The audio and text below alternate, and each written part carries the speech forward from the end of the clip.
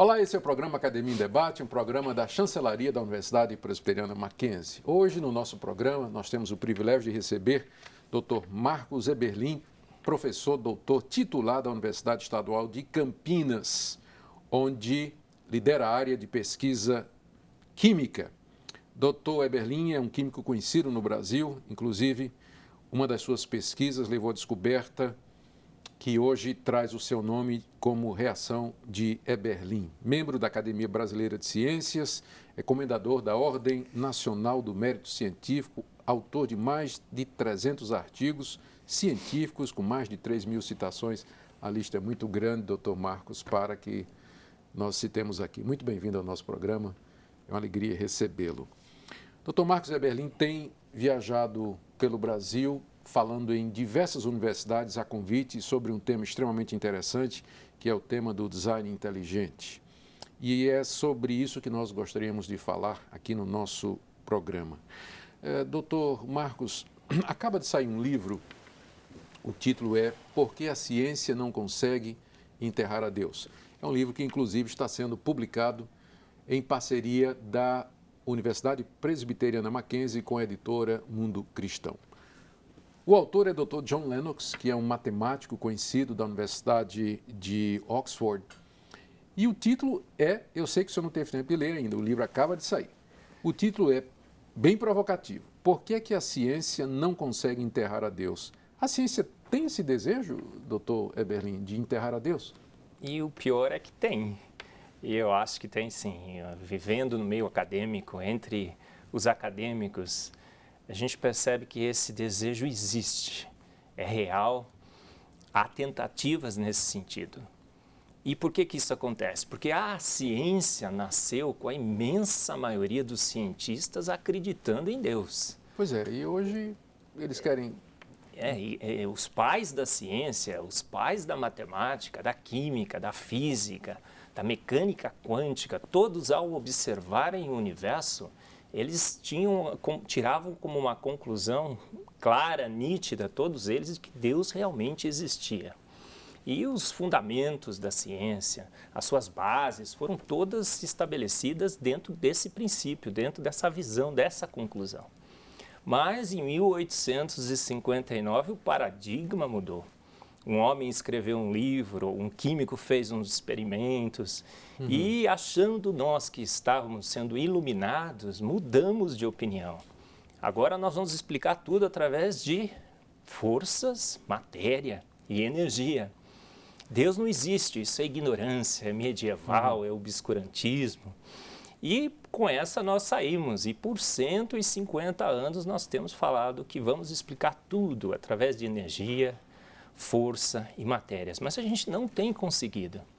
Então, há um desejo da ciência de enterrar Deus. Existe alguma coisa no conceito de Deus, a ideia de um ser sobrenatural, todo-poderoso, invisível, que criou todas as coisas e está presente aqui? Existe alguma incompatibilidade intrínseca entre isso e o método científico? Não, incompatibilidade nenhuma.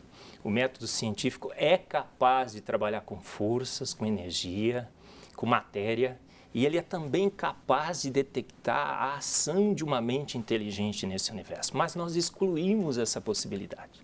Em 1859, a ciência decidiu banir a possibilidade do sobrenatural. 1859? 1859, quando o livro foi escrito. A teoria foi aceita. E o que acontece hoje? A gente acha que realmente Deus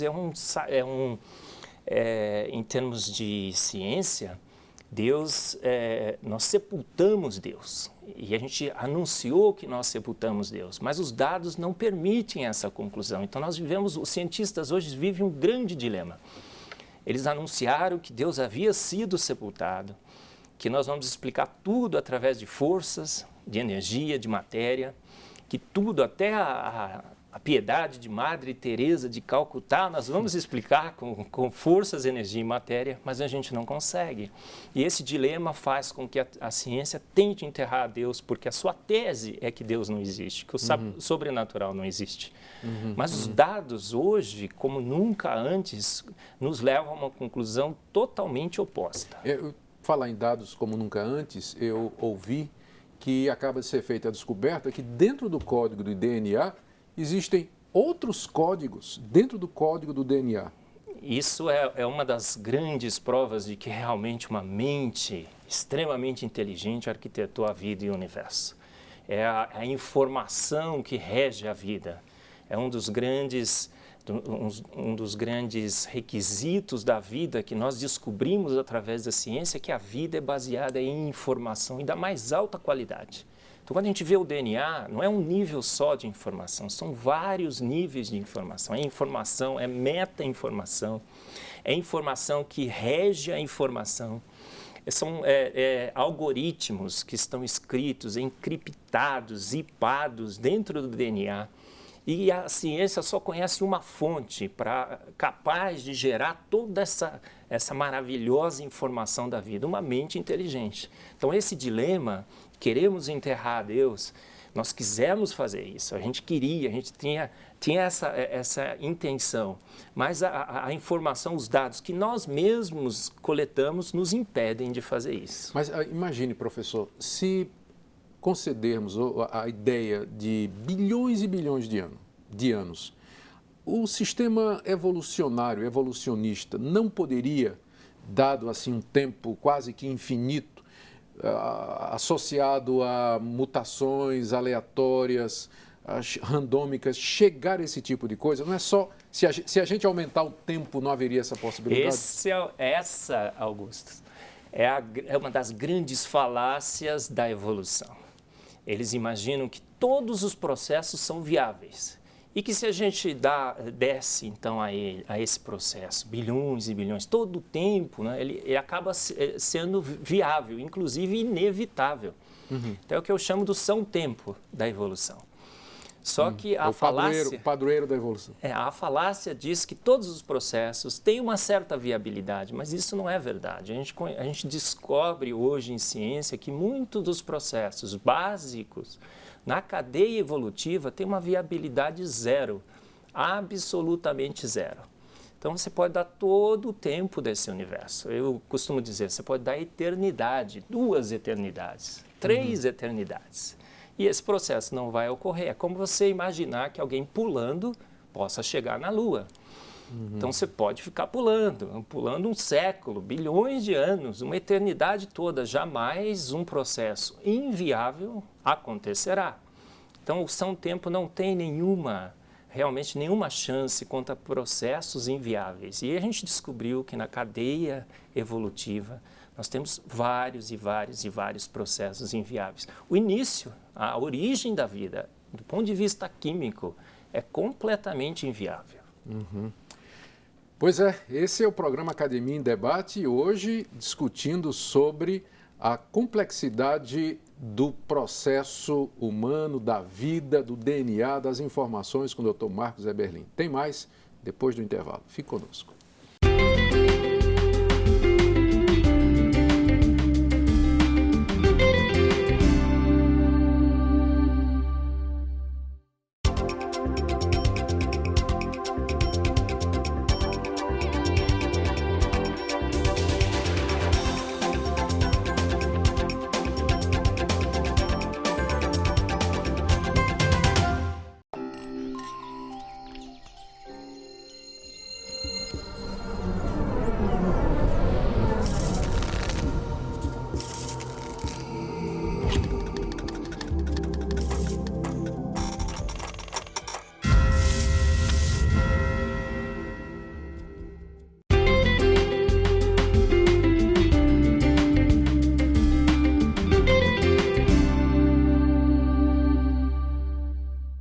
Estamos de volta com o programa Academia em Debate, hoje com o Dr. Marcos Eberlin, químico famoso, conhecido no Brasil, cientista destacado, que está no nosso programa respondendo sobre a complexidade da vida, design inteligente e outras questões relacionadas com a sua área de atuação. Dr. Eberlin, recentemente foi lançado aqui em São Paulo um livro de um filósofo suíço, ateu, Alain de Botton. O título é Religião para Ateus. E nesse livro, o Dr. Botton, ele faz uma crítica a Richard Dawkins, que é conhecido como um neo-ateu fundamentalista. Eu vou ler a crítica. Ele disse assim, literalmente, não adianta o Dawkins ficar repetindo que as pessoas são estúpidas por acreditar em Deus, pois a ciência não resolve algumas coisas das necessidades humanas, como consolo, comunidade, moralidade e compreensão. Ou seja, para esse ateu suíço, Deus não existe, é verdade, mas a religião é uma coisa boa. O que é que você acha? Eu acho que realmente a ciência tem limites. Nós, num certo ponto, né, anunciamos para o mundo que a ciência ia ter resposta para tudo, para literalmente tudo. E a gente descobriu com o passar do tempo, né, através do exercício da ciência, que isso não é verdade. A ciência trabalha com uma dimensão do universo, o universo material.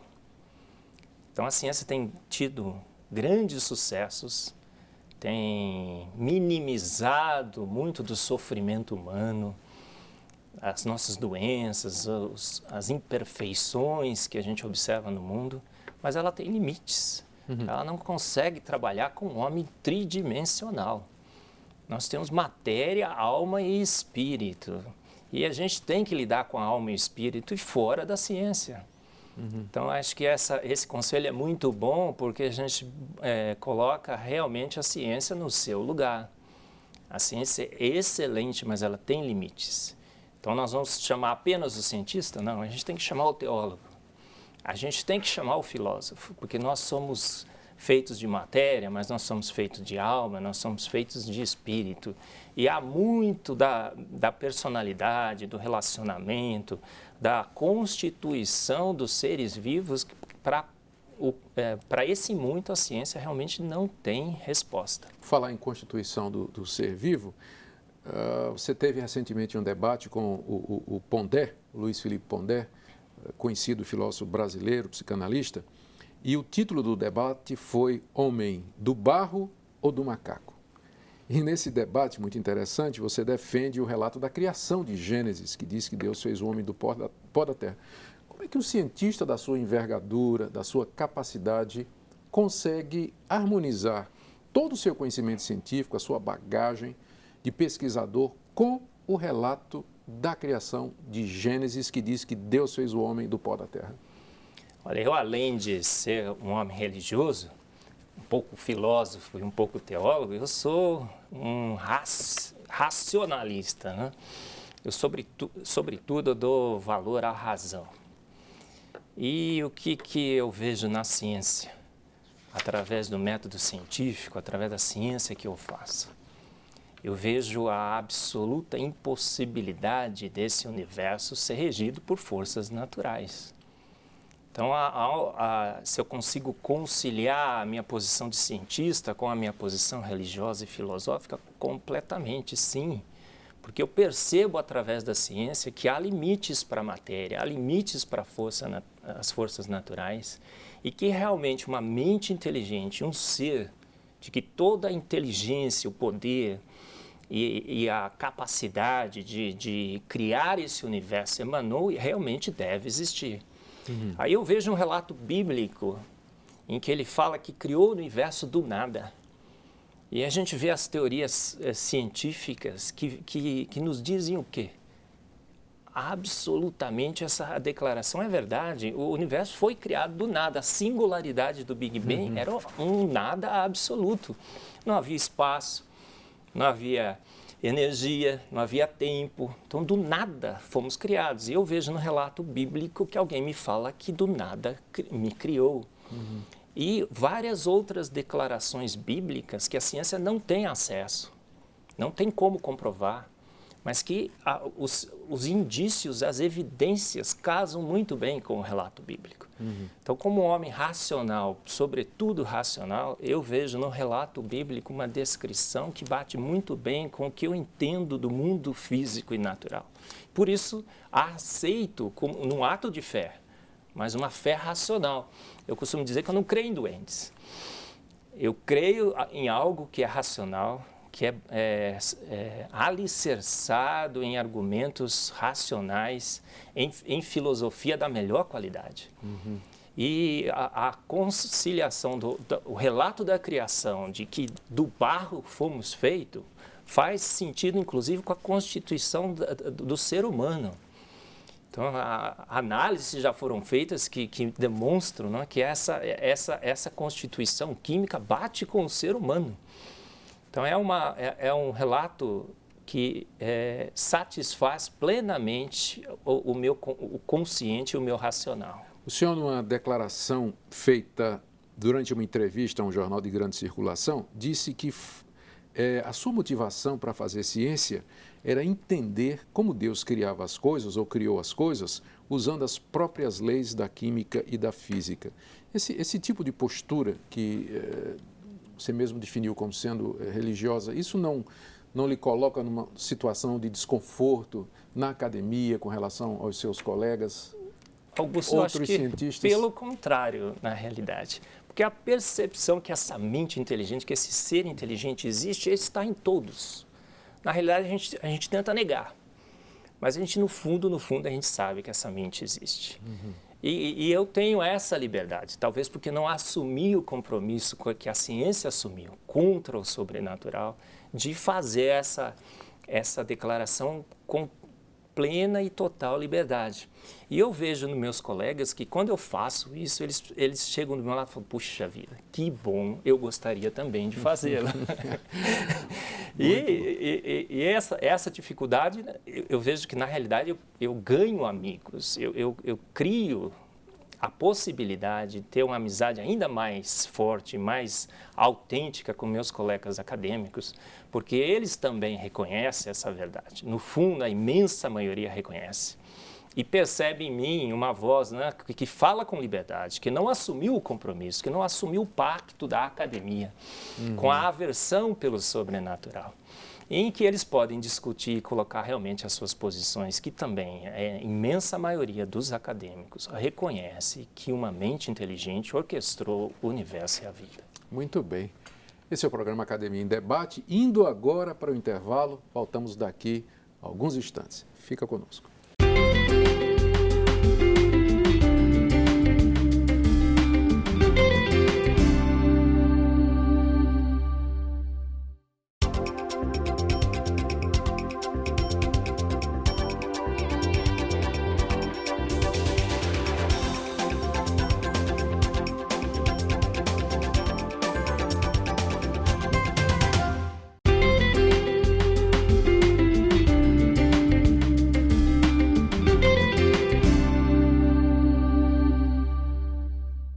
Estamos de volta com o programa Academia em Debate, hoje com o Dr. Marcos Eberlin, aqui no programa para falar a respeito das complexidades da vida, do DNA, especialmente da teoria do design inteligente e da relação entre ciência e fé. Dr. Eberlin, quando Darwin elaborou e publicou a sua teoria, a bioquímica ainda estava no começo. E passados muitos anos, com a descoberta do DNA, dos códigos de informação contidos ali, a bioquímica revelou que a vida é muito mais complexa do que o Darwin jamais poderia ter imaginado. Porque, a despeito disso, a despeito de todas essas descobertas, prevalece ainda na academia a teoria de que a vida teve uma origem espontânea. Se está claro a sua complexidade? Eu acredito, Augustus, que foi por culpa de um pacto, de uma posição que nós assumimos há 150 anos atrás. Então, quando Darwin propôs a sua teoria, quando ele elaborou seus argumentos, o entendimento que nós tínhamos sobre a vida era realmente, isso sim, rudimentar, medieval e obscurantista. Nós imaginávamos que a vida era a célula, a unidade básica da vida era formada por uma única substância, o protoplasma, era uma gelatina. Então, imaginar naquela época de que realmente a vida poderia ter surgido numa sopa, naquele caldo escaldante da sopa primordial, não era realmente muito difícil. Então, argumentos foram elaborados. E nós assumimos, então, uma posição muito clara de que a vida surgiu por processos naturais. E estamos a defender essa posição por 150 anos. E cada vez mais que os dados nos falavam contra essa posição, a gente fincava o pé cada vez mais, cada vez mais. Chegamos numa posição de impasse, absoluto impasse. Então, hoje a gente não quer jogar a toalha. E a gente faz de tudo para não debater. Não queremos ver o design inteligente, a gente não quer ouvir, a gente não quer falar sobre design inteligente. A gente faz a propaganda a mais forte e incisiva possível, porque a gente tem que abafar os dados. Mas em ciência, nada melhor em ciência do que um dia após o outro, não, do que um dado... Um dado após o outro. Após o outro, um dado após o outro. E a enxurrada, a avalanche de dados hoje está falando muito mais alto do que os cientistas. E os cientistas realmente vão ter que encarar a sociedade e com a humildade que todos nós devemos ter, encarando essa sociedade exigente, infelizmente, erramos. Fizemos uma conclusão baseada em dados incompletos, imprecisos, sobre a vida e o universo, de que as forças naturais teriam capacidade de criá-lo. Mas a questão é a seguinte, é uma questão de dados ou é uma questão de pressupostos? Porque se a pessoa tiver os mesmos pressupostos, mesmo que cheguem novos dados, ela vai dar um jeito de acomodar aqueles dados à matriz do pensamento deles. Por exemplo, um cientista que fez, como você disse, um pacto para não deixar o sobrenatural entrar. Então, se de repente as teorias antigas da geração espontânea da vida aqui no planeta não derem certo, ele pode recorrer a uma outra teoria que também é muito aceita, que é a panspermia, de que do espaço vieram as sementes que semearam aqui na Terra o princípio da vida. Não seria mais uma questão de mudança de arcabouço de pensamento do que propriamente de mais e mais dados? Certamente. A panspermia eu costumo chamar de uma desesperação.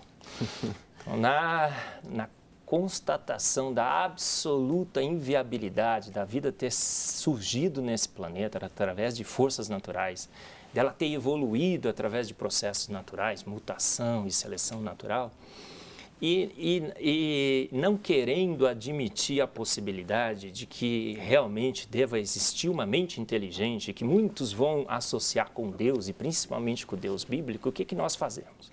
Primeiro, a gente muda a teoria da evolução. Então, uma das coisas que a gente costuma observar é que o que realmente evolui é a teoria da evolução. Então, ela está sempre se adaptando aos novos dados, tentando contorná-los.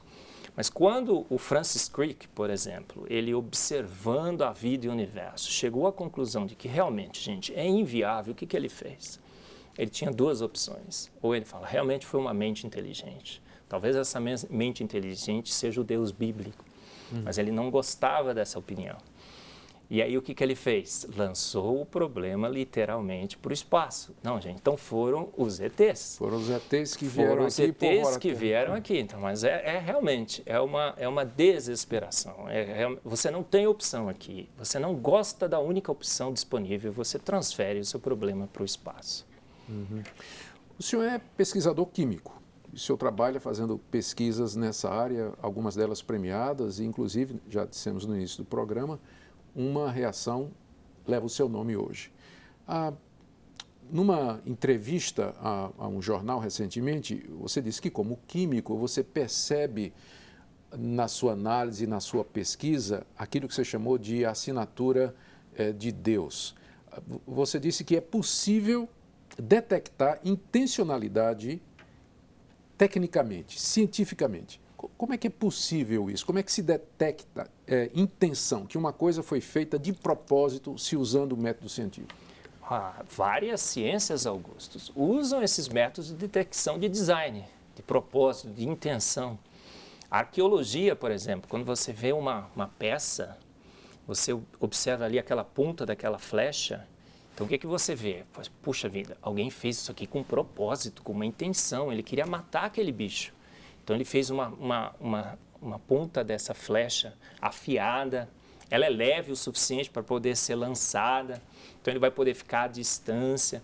Então, em arqueologia, a gente já usa várias estratégias, vários métodos para a detecção de design.